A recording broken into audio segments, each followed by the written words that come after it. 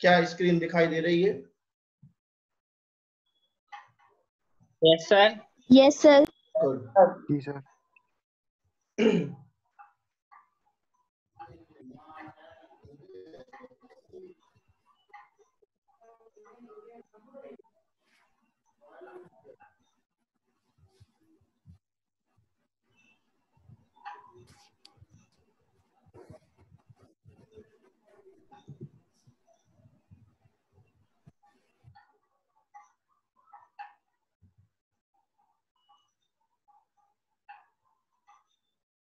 सभी लोग अपनी टेक्स्ट बुक अपने पास रखें। आज हमारे पढ़ने का विषय है lesson number 2, a friend who came from the sky. यह आपकी टेक्स्ट बुक लेसन नंबर 2 का डिस्प्ले है और आज हमें इसको पढ़ना है। और टेक्स्ट बुक आप सामने रखें क्योंकि हम आपको इस जो भी पार्ट है इसकी हम आपको समरी बताने जा रहे हैं और समरी के साथ साथ आप क्वेश्चन आंसर भी आज हल करेंगे लेसन नंबर 2 के। अपने रजिस्टर, पेन और टेक्स्ट बुक आप सामने रख लें, ठीक है? तो आपको क्वेश्चन आंसर लिखने में भी दिक्कत नहीं होगी और पाठ को समझने में भी नहीं। हमने अभी तक क्या पढ़ लिया है उसकी हम एक बार आपको जानकारी दे दें। अभी तक जो है हमने जो कंप्लीट कर लिया है वो teach me to listen Lord, पहली कविता और उसके प्रश्न उत्तर हमने कंप्लीट कर लिए हैं। और अब हम आज टेक्स्ट बुक के सेकंड लेसन पर चल रहे हैं। इसके पहले मैं आपको 6 कविताओं के नाम याद करा दूं जिससे आपको फिर एक बार जागरूकता आ जाएगी कि हमें कौन सी कविताएं पढ़नी है। आपकी पहली कविता का नाम teach me to listen Lord है, दूसरी कविता का नाम वंडरफुल वर्ल्ड है, तीसरी कविता का नाम इन द कंट्री है, चौथी कविता का नाम द हिल टॉप टेम्पल है, पांचवी कविता का नाम द फॉरेस्ट एंड रिवर है और छठवीं और आखिरी कविता का नाम आपका जो है वो द इंग्लिश लैंग्वेज है। ये 6 कविताएं आपको पूरी टेक्स्ट बुक में पढ़नी है और इसके अलावा जो कुछ भी अब आपको पढ़ना है वो सब गद्य है यानी प्रोज है। और आज उन्हीं प्रोज में से हम लेसन नंबर 2 जिसका शीर्षक है अ friend who came from the sky, एक दोस्त जो कि आसमान से आया, यह आपके आज किताब का शीर्षक है। किताब का पेज आपके सामने है। लेसन नंबर 2 जो है आपके सामने पेज दिख रहा है, इसमें टाइटल दिख रहा है, एक चित्र भी आपको दिख रहा है। इस चित्र को देखने से आपको 2-3 प्रश्न याद हो जाएंगे। अभी इस पाठ में कुल 16 प्रश्न हैं और पहला प्रश्न 2020 में आ चुका है। पहले प्रश्न पर आप 2020 लिख सकते हैं अगर आपके पास टेक्स्ट बुक है, और नहीं है तो इस पाठ का पहला प्रश्न 2020 में पूछा जा चुका है। लगभग 83 पार्टिसिपेंट्स आ चुके हैं और लगभग हमारी क्लास में 100 हो जाते हैं। मैं सोच रहा हूँ सब लोग जल्दी से आ जाएं तो हम अपना पाठ शुरू करें। क्या टेक्स्ट बुक सबने ले ली?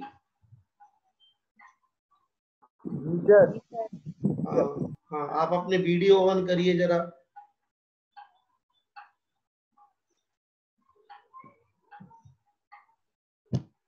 एक मिनट और है हमारी क्लास को शुरू होने में।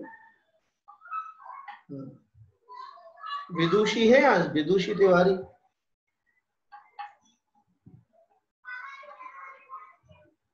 क्लास में विदुषी तिवारी। नमस्ते। हाँ नमस्ते बेटा, आप अपना वीडियो ऑन करिए।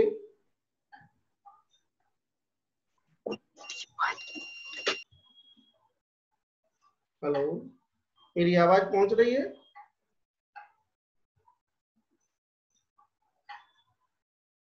जी सर। हाँ हाँ विदुषी, तुम्हारा वीडियो ऑन नहीं है बेटा?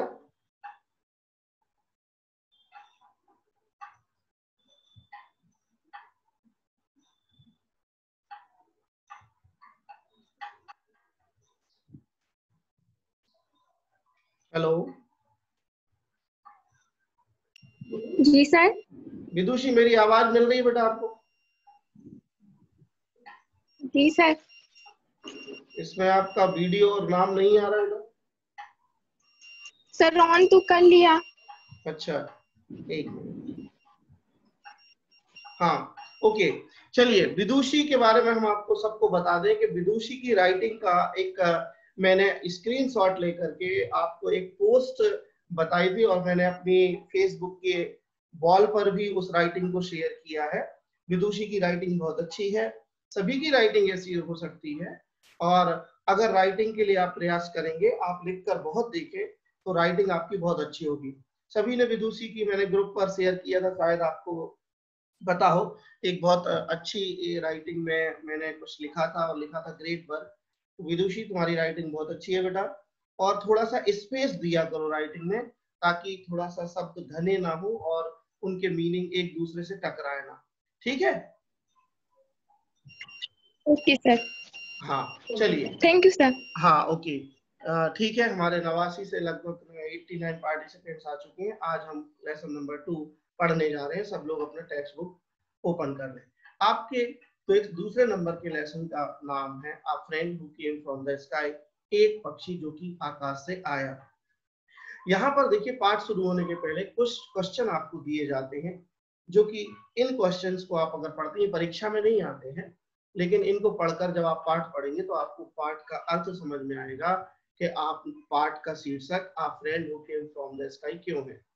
Do you know someone with disability? क्या आप किसी ऐसे को जानते हैं जो विकलांग हो?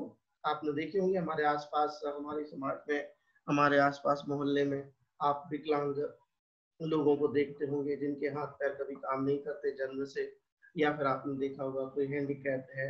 इन सबको आप हम आसपास देखते रहते हैं। How do you feel about the disabled people? और आपको कैसा लगता है जब आप ऐसे विकलांग लोगों को देखते हैं? What do you think they need the most? आप क्या समझते हैं, आप क्या जानते हैं, आप क्या सोचते हैं उन्हें सबसे ज्यादा जरूरत किस चीज की होती है? What is special about them? और उनमें बड़ी विशेष चीज क्या होती है? तो इन सब चीजों का हमें उत्तर जो है यह हमारा पाठ देगा। हम यह पाठ नहीं पढ़ेंगे, हमने पाठ पढ़ लिया है, टेक्स्ट आपको घर पे पढ़ लेना है। मैं आपको यहाँ पर इस पाठ की समरी से परिचित कराता हूँ। ठीक है? सभी लोग क्या करेंगे, समरी के और इस जो मैं ग्राफिक्स दिखा रहा हूँ इसके माध्यम से आप क्या करेंगे कि आसानी से पाठ को समझते रहेंगे। इस पाठ का पहला कैरेक्टर है मिनी। कौन है पहला कैरेक्टर? मिनी। हाँ, mini. Okay. Mini. Mini, mini नाम की लड़की, हाँ, मिनी नाम की लड़की इस पाठ का कैरेक्टर है। तो मिनी के बारे में हम बता दें, मिनी कौन है। Mini was a 12 years old and a spastic girl। ठीक है? मिनी एक 12 साल की स्पास्टिक लड़की है। अब ये स्पास्टिक क्या होता है, ये बहुत इंपॉर्टेंट प्रश्न है जो बोर्ड ने कई बार पूछ लिया है कि स्पास्टिक का मतलब बताइए। तो अब स्पास्टिक का मतलब हमारी आगे की लाइन में लिखा है। आप मैंने आपसे कहा है कि जैसे ही आप कोई स्लाइड देखते हैं तो आप उस स्लाइड का क्या कहते हैं वो स्क्रीनशॉट लेते जाया करें, जिससे आपको क्या है कि बाद में पढ़ने में आसानी होगी। स्पास्टिक इज अ पर्सन, सभी लोग याद कर ले, मैं पाठ के बाद कुछ प्रश्न आपसे पूछूंगा। Spastic is a person, spastic एक ऐसा व्यक्ति होता है। अब व्यक्ति से यहाँ तात्पर्य, यहाँ मैन और वीमेन, गर्ल और बॉय सब आ जाएंगे। A spastic is a person who has no control over the hands and legs from birth. Spastic एक ऐसा व्यक्ति होता है जिसका अपने हाथों और पैरों पर कोई भी नियंत्रण नहीं होता। कब से? From birth. फ्रॉम बर्थ यानी जन्म से जिसका अपने हाथ और पैर पर कोई नियंत्रण ना हो, ठीक, उसको स्पास्टिक कहते हैं। क्या स्पास्टिक की परिभाषा क्लियर हो गई सबको? स्पास्टिक इज अ पर्सन, सबसे पहले लिखना है spastic is a person who has no control. Spastic is a person who has no control. Spastic is a person who has no control. यानी स्पास्टिक एक व्यक्ति होता है जिसका कोई कंट्रोल नहीं होता। काय पर नहीं होता? ओवर, ओवर यानी पर। द हैंड्स एंड लेग्स, हाथों और पैरों पर। कब से? From birth. तो हमारी स्पास्टिक की परिभाषा हो गई। ये हमारे मिनी का कैरेक्टर था। दूसरा कैरेक्टर इस जो पार्ट में है वो है मिनी के मम्मी और पापा। इस कहानी में अगले जो कैरेक्टर है वो है मिनी के मम्मी और पापा। फिर एक तीसरा कैरेक्टर यानी तीसरा इस कहानी का पात्र है अ डक, डक यानी बतख। अ शॉबलर, इसको शॉबलर भी कहते हैं, अ डक, और इसी को शॉबलर कहते हैं। Early visitor to India from cold north, जो हर वर्ष भारत में आते हैं फ्रॉम कोल्ड नॉर्थ यानी ठंडे उत्तरी प्रदेशों से, उत्तरी देशों से। ये डक है, इसे सॉबलर भी कहते हैं, और यह एयरली विजिटर है to India from cold north. आप स्क्रीनशॉट लेते हैं, 1 मिनट, एक्सक्यूज मी।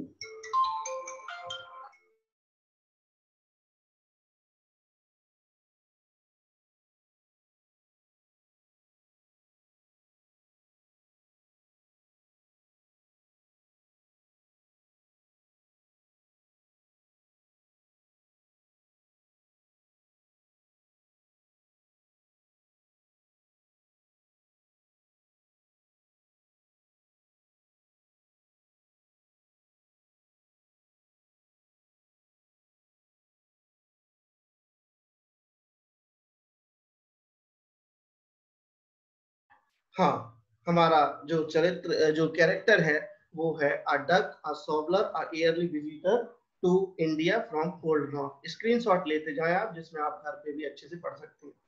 चौथा कैरेक्टर मतलब चौथा पात्र जो है इस कहानी के हैं नेबरहुड चिल्ड्रन। नेबरहुड चिल्ड्रन, इसको नाइबूर मत पढ़ना, ये नेबर का उच्चारण लाता है NEIGHBOURHOOD। नेबरहुड मतलब होता है पड़ोस के, ठीक। चिल्ड्रन है बच्चे, इस कहानी में पड़ोस के बच्चे भी हैं, द नेबरहुड चिल्ड्रन। इनके बारे में एक बात मैंने यहाँ बताई है जो एक प्रश्न का उत्तर बनेगी। The neighborhood children did not become friendly with Minnie, यहाँ हर का मतलब है mini, because they were busy with their own games and schools। ये जो पड़ोस के बच्चे थे ये मिनी के दोस्त नहीं बने। क्यों नहीं बने? उसका एक कारण था कि वो अपने गेम्स और स्कूल के काम में क्या रहते थे, हमेशा बिजी रहते थे। ये अपन अब बाद में देखेंगे। फिलहाल आप इतना याद रखिए कि पड़ोस के बच्चे मिनी के जो है मित्र इसलिए नहीं बने क्योंकि वो बिजी रहते थे अपने खेल में या स्कूल वर्क में। चलिए अब आप समरी देखिए इस कहानी की। इस पूरे पाठ को मैंने कुछ वाक्यों में समाहित कर दिया है। अगर आप ये समरी अच्छे से समझ लेंगे तो आप आसानी से इसके जितने भी प्रश्न हैं उसके उत्तर आप दे पाएंगे। क्योंकि अगर अपन पाठ पढ़ें अगर ऑनलाइन तो पाठ पढ़ते पढ़ते, टेक्स्ट पढ़ते पढ़ते करीब 3 घंटे 2 घंटे हो जाएंगे, है ना। तो पाठ तो मैंने पढ़ लिया है और उससे एक समरी बना दी है। इस समरी की सहायता से आप आसानी से ठीक इस पाठ को अपनी अप्रोच में ले सकते हैं। ठीक, देखिए समरी का पहला sentence, mini was a 12 years old and a spastic girl। इस कहानी में 12 साल की एक लड़की है जिसका नाम मिनी है और वह स्पास्टिक है। A spastic is a person who has no control over the hands and legs from birth। एक स्पास्टिक वो व्यक्ति होता है जिसका कोई कंट्रोल नहीं होता अपने हाथों और पैरों पर फ्रॉम बर्थ यानी जन्म से।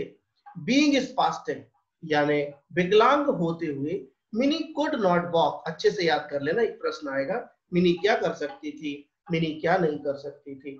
ठीक है, mini could not walk, mini चल नहीं सकती थी। बटन ऑफ हर शर्ट, वो अपने शर्ट के बटन भी नहीं लगा सकती थी। But she could brush her teeth, परंतु वो ब्रश कर लेती थी। And use a spoon to eat, परंतु 2 काम वो कर लेती थी। कौन कौन से?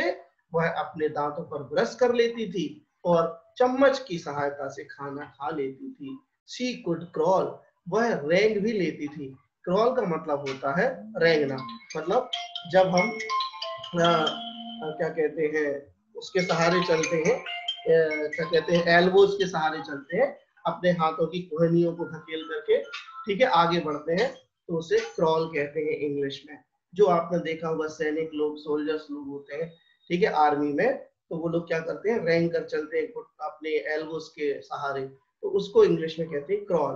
तो 3 काम वो कर सकती थी, 2 काम वो नहीं कर सकती थी। वह चल नहीं सकती थी, वह अपनी शर्ट के बटन नहीं लगा सकती थी, लेकिन वो ब्रश कर सकती थी, चम्मच का उपयोग कर सकती थी और वह रेंग सकती थी। चलिए अब क्या हुआ। एक दिन मिनी अपनी व्हील चेयर पर बैठी थी। Mini was sitting in her wheel chair and watching the children playing in the park. एक दिन मिनी क्या कर रही थी, अपनी व्हील चेयर पे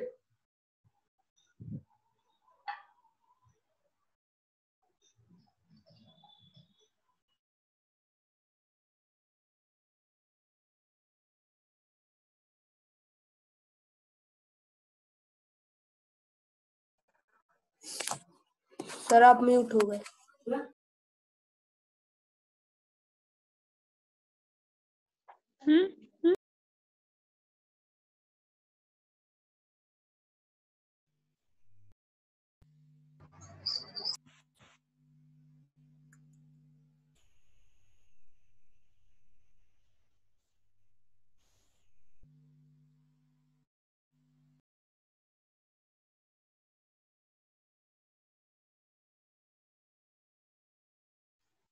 हेलो, मेरी आवाज आ रही है सबको?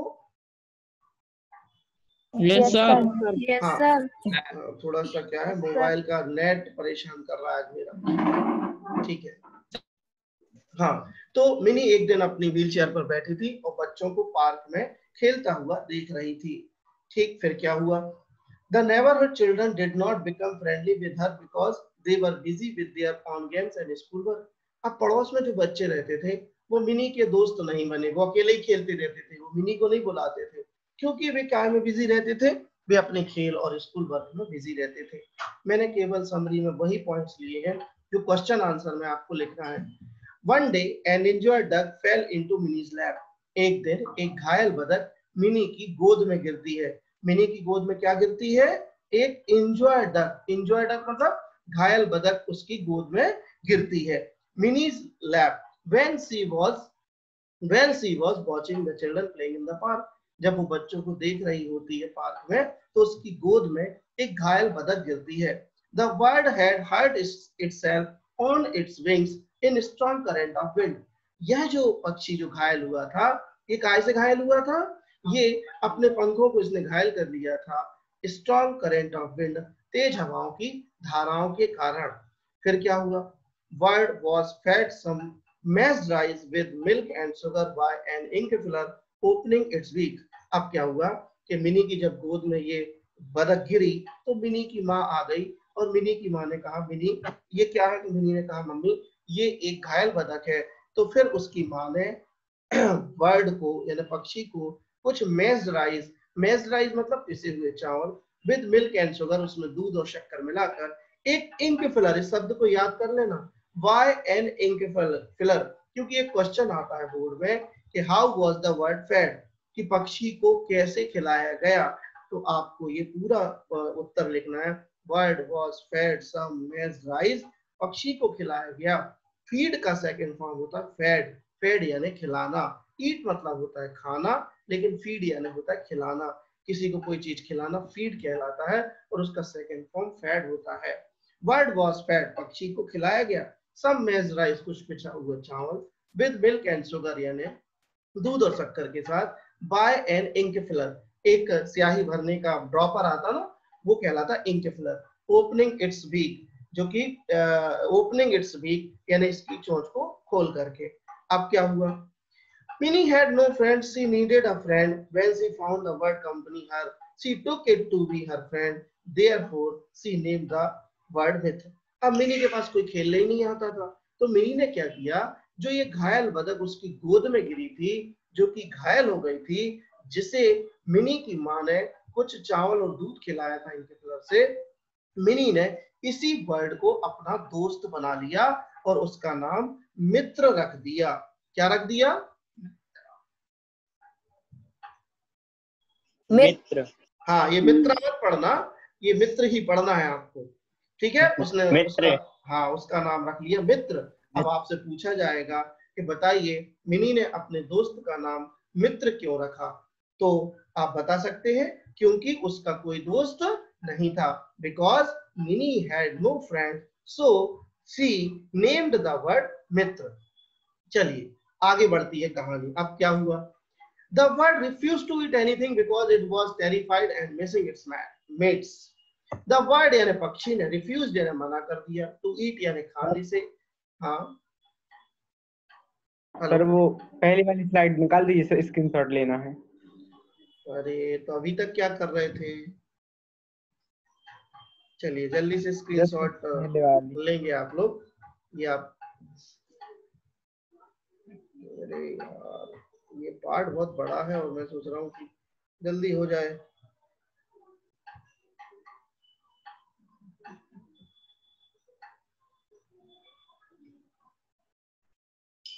Okay, in hurry, just take the screenshot of this slide. Screenshot ले करके ये शेयर नहीं करते हैं आप लोग, मैंने देखा है।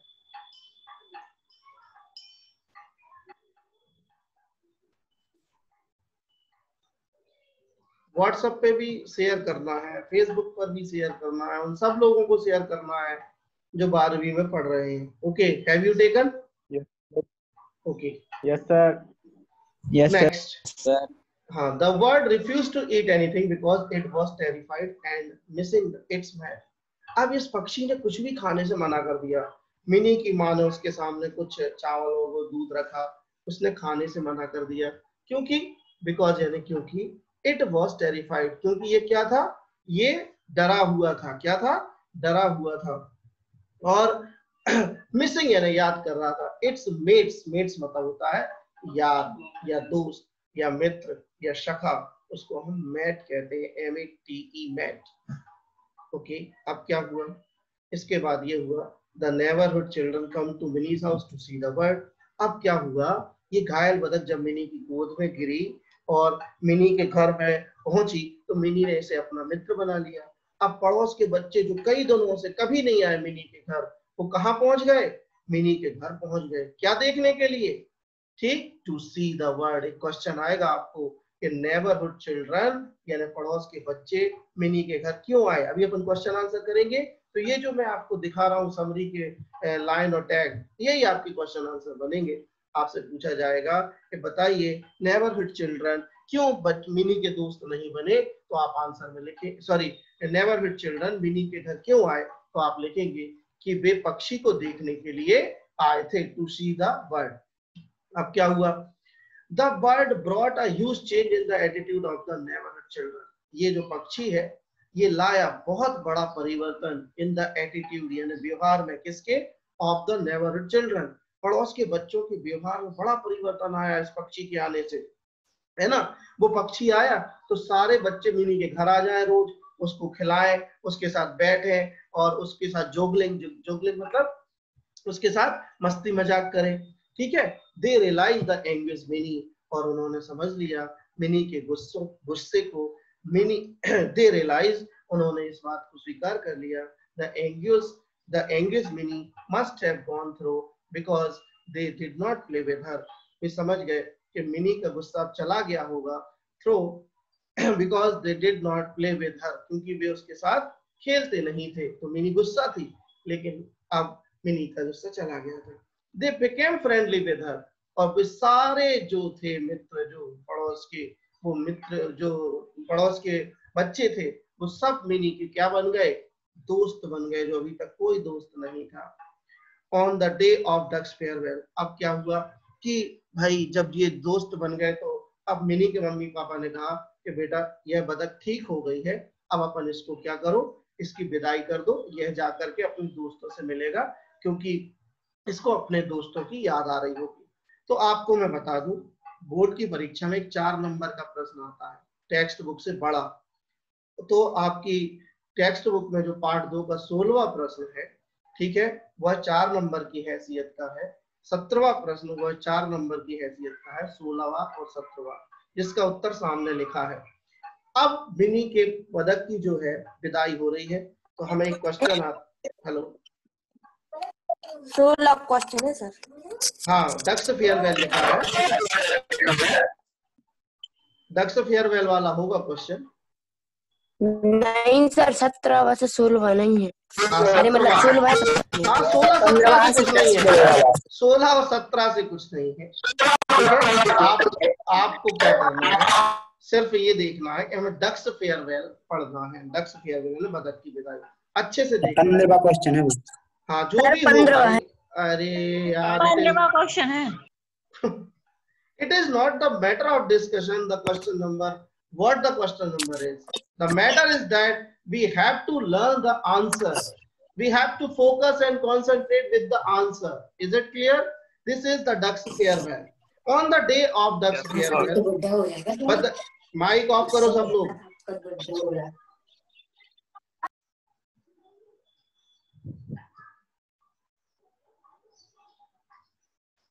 हाँ, on the day of duck's farewell, बतख की विदाई के दिन, Minnie's father took all the children and the duck to a nearby lake. Mini के पिताजी took यानी ले गए, all the children यानी सभी बच्चों को, and the duck यानी उस बतख को to a nearby lake, एक पास की झील में। यहाँ lake शब्द को ध्यान रखना, LAKE lake मतलब झील होता है, और LACK मतलब होता है कमी। LACK lake मतलब होता है कमी, और LAKE मतलब लैक यानी होता है झील। तो आप LACK वाला मत लिख देना, ठीक, जैसे लैक ऑफ ब्लड।